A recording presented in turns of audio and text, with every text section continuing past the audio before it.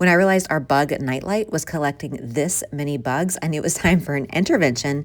And this is a 4-in-1 plant care spray. It works as an insecticide, a miticide, a fungicide, and leaf shine. Couldn't be easier to use. You just shake it and then you spray the top and the bottom of leaves. You let it dry, and then it is pet and kid friendly once it's dry. Favorite parts are it's so easy to use. It's already mixed, so it's just ready to go. It treats pest and fungus at the same time.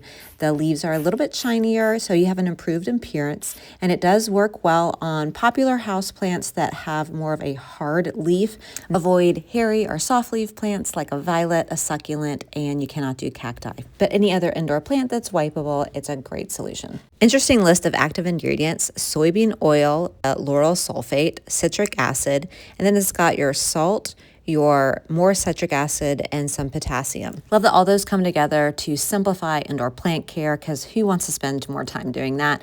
It combines the pest control, disease prevention, the leaf shine in one easy routine. I like to keep a bottle in my office and another one in another part of the house. Help makes maintenance so easy. If this was helpful, please give it a like so I know to make more videos like this.